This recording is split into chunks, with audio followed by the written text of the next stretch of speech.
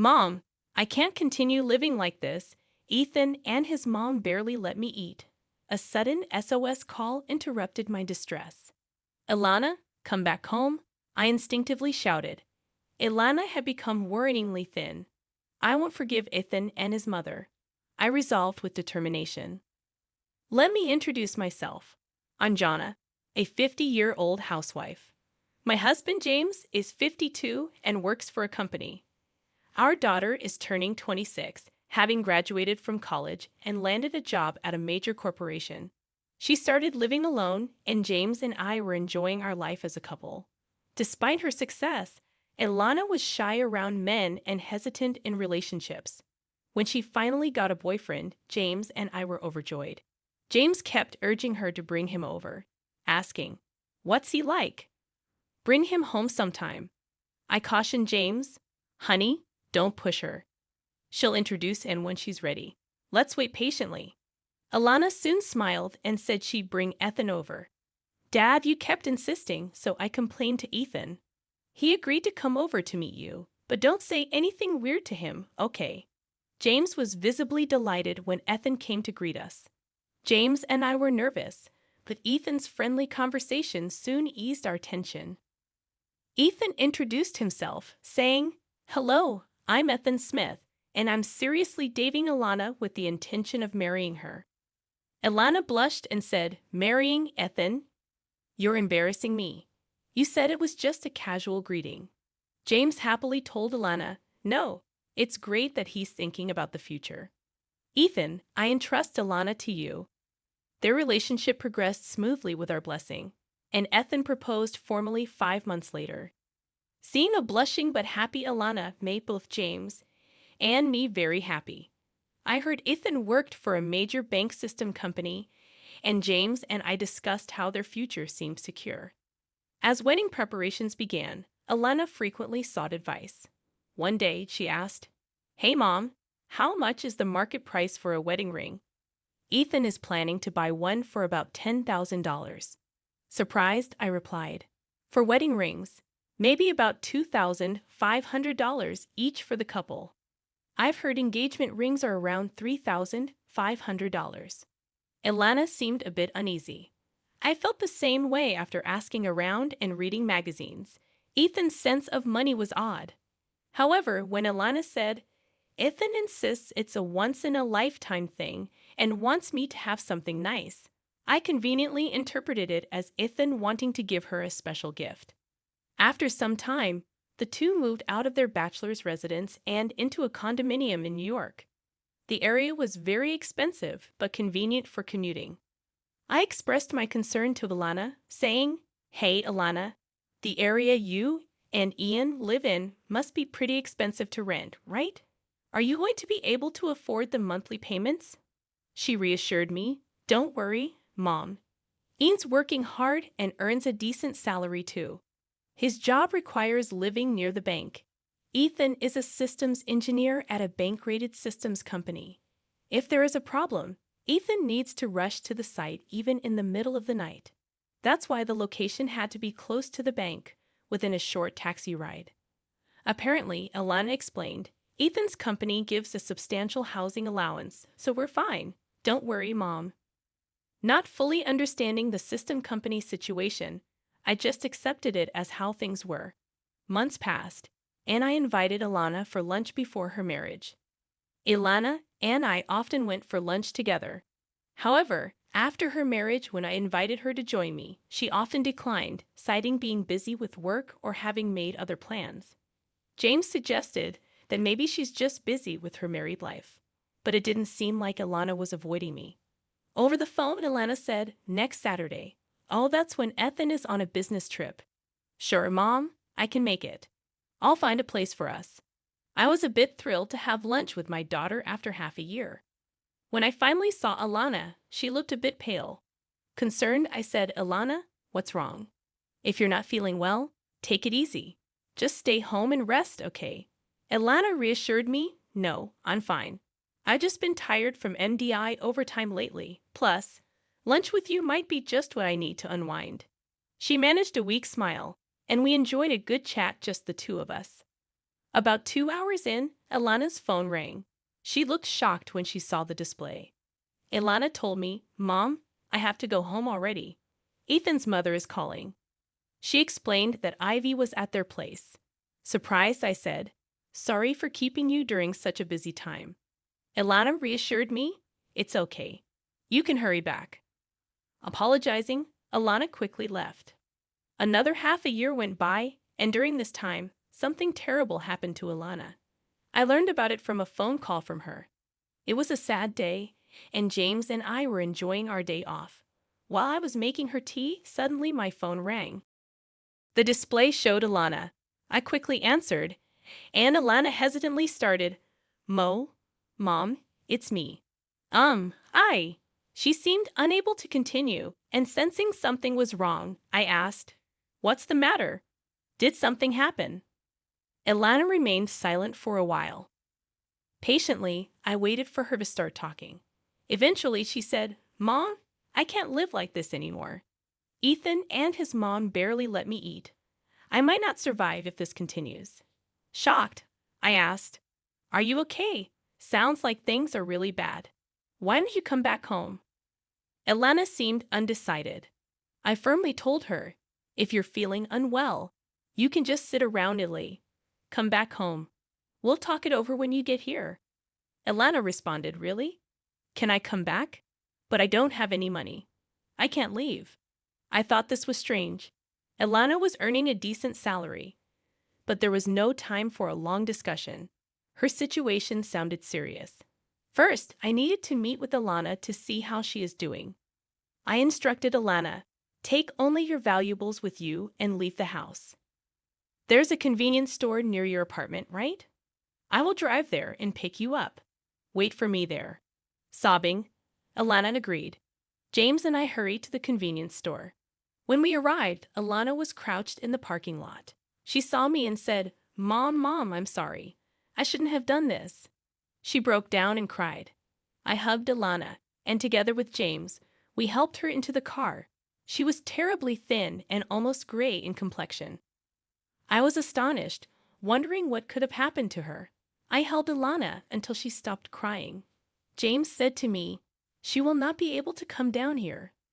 Let's take her home soon and give her a good rest. We need to talk to Ethan." I agreed with James, stating, "Yes, right now letting Ilana rest is our top priority." When we arrived home, Ilana, possibly due to exhaustion, immediately fell asleep on the sofa. After she woke up, I served her some easy-to-eat food. She ate voraciously in front of us, indicating how hungry she must have been. It was shocking to hear her stories about not being allowed to eat and having no money. I asked Ilana, "What do you mean you're not allowed to eat?" Ilana explained, "My salary is lower than Ethan's, so Ethan and his mom Ivy keep telling me to save more." Gradually, my food portions were reduced. I asked, "Really?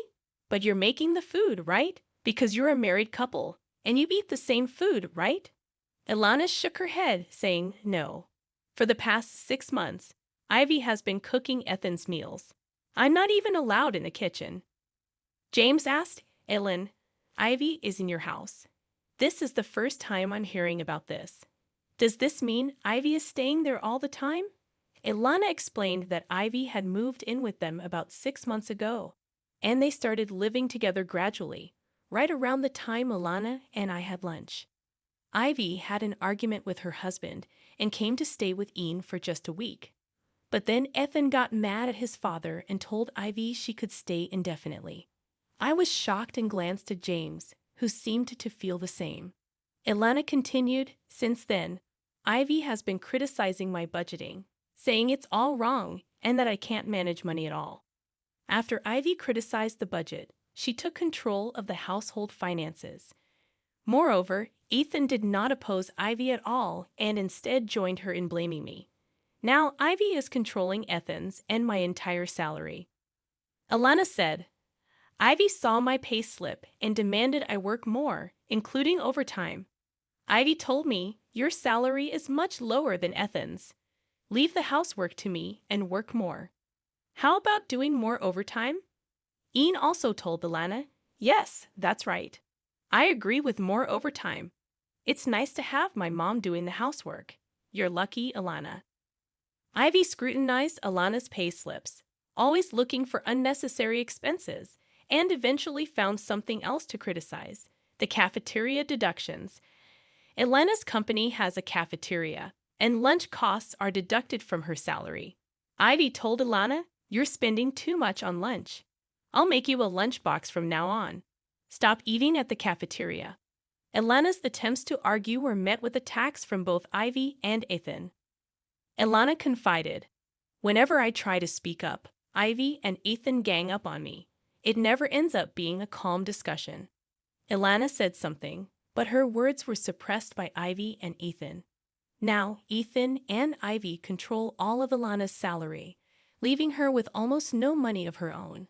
When Alana wanted to go to the hair salon, Ivy called it extravagant and reluctantly gave her money. Ivy also complained about Alana's makeup being too expensive, telling her to buy cheaper products. Alana can't even buy new clothes, but Ivy never complains about Ethan's spending. Ethan seems to spend money lavishly. Alana told me the other day Ethan bought a branded watch.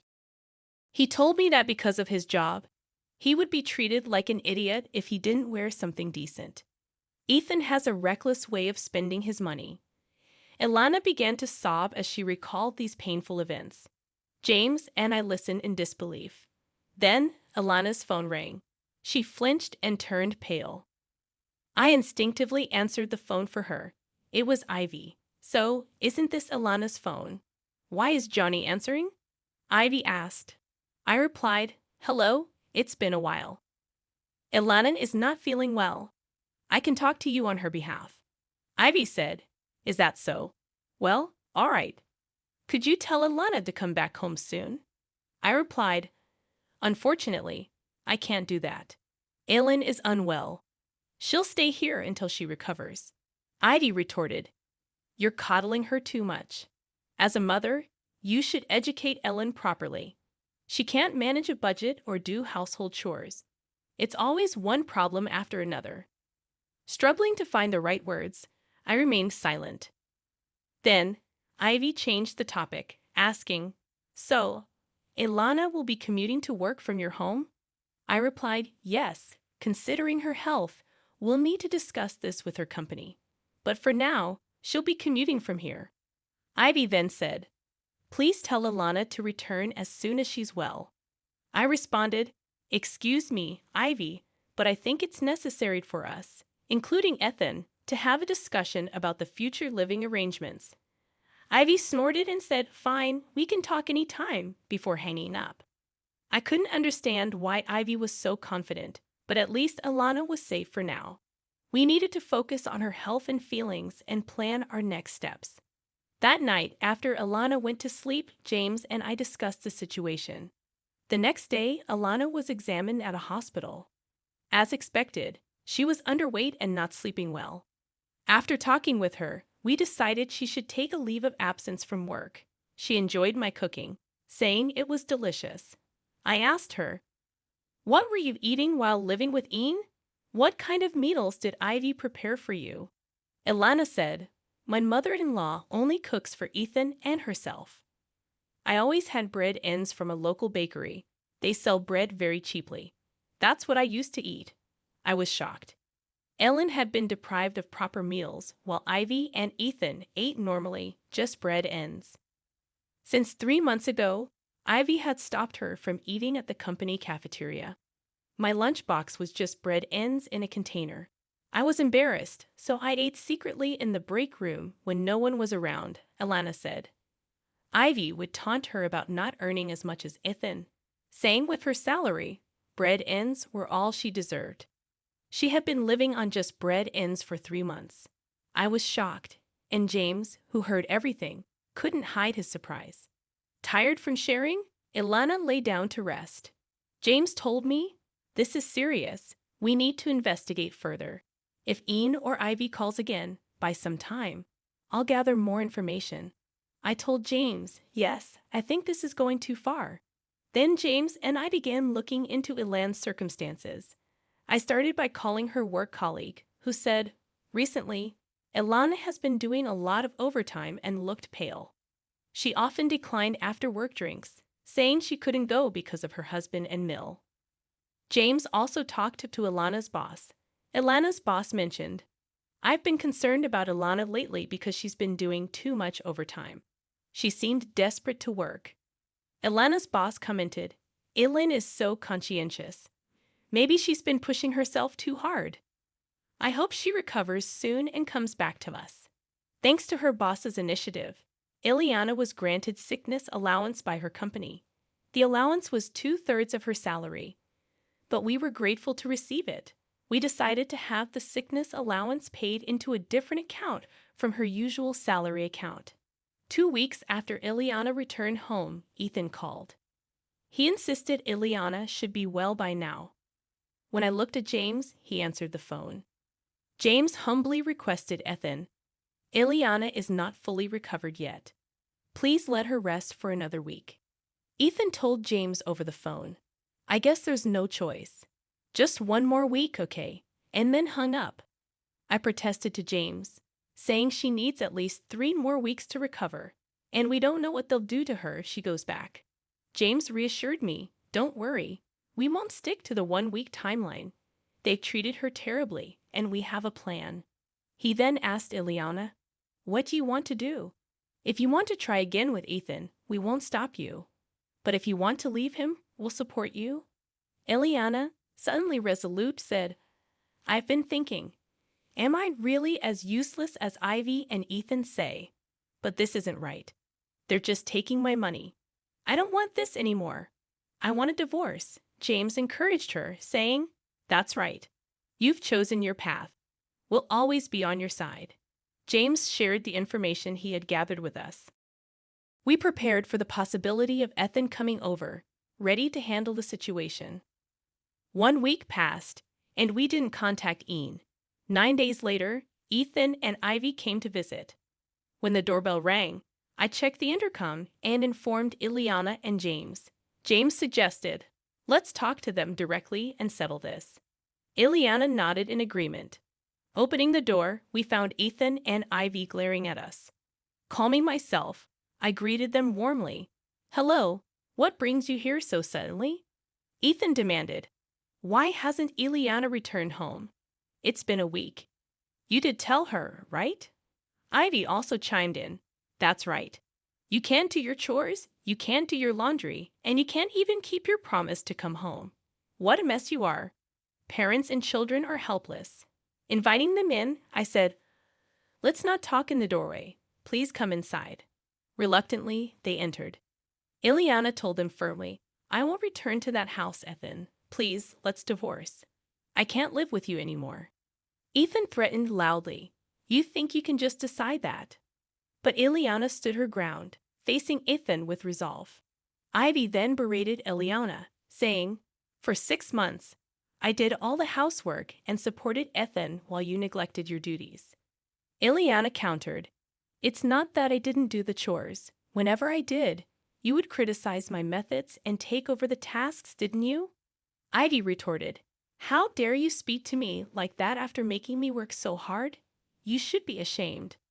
"I was only trying to correct your mistakes," Ethan joined in.